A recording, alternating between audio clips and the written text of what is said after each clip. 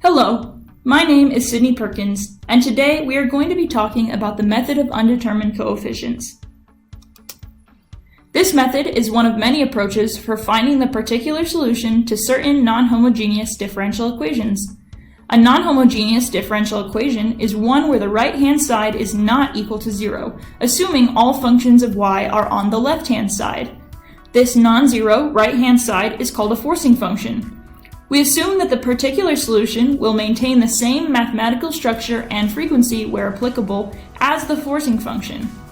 This method works for all continuous forcing functions, including exponentials, polynomials, and trigonometric functions. However, it doesn't work for functions like the delta, heaviside, and ramp functions. To demonstrate this method, we're going to look at the differential equation y double prime minus 4y prime minus 12y is equal to 3e to the 5t. In this case, we have an exponential forcing function with a frequency of 5. This means our particular solution will also be some multiple a of an exponential with a frequency of 5.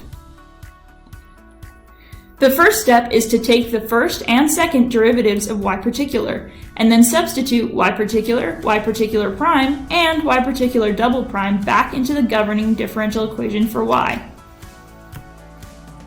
Simplifying both sides gives negative 7ae to the 5t is equal to 3e to the 5t.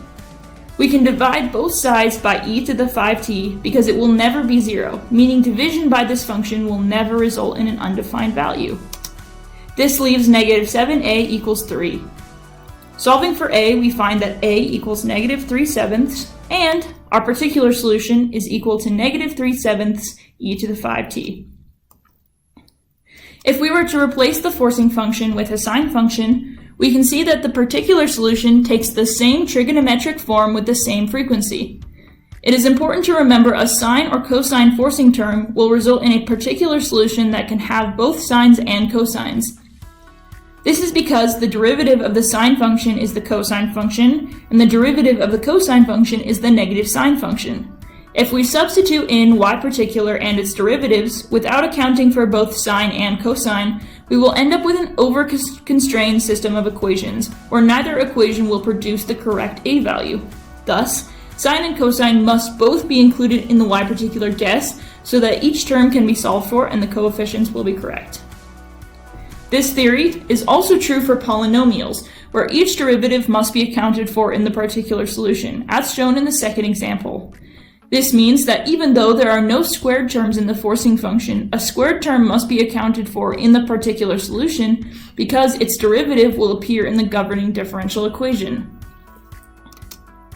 If the forcing function is some multiple of 2 or more types of function, the particular solution will be 2. This is shown in the third example, where the forcing function is equal to t times e to the 4t, and the particular solution is some polynomial with the same structure, at plus b, times the exponential e to the 4t, with the same frequency. This method has also been used to find the second null solution to second-order differential equations with repeated roots. There are a couple of instances where this method does not work, even when the forcing function is continuous. This method fails when, after substituting in y particular and its derivatives into the governing differential equation, both sides are equal, meaning any coefficient could be applied and equality of both sides would hold true.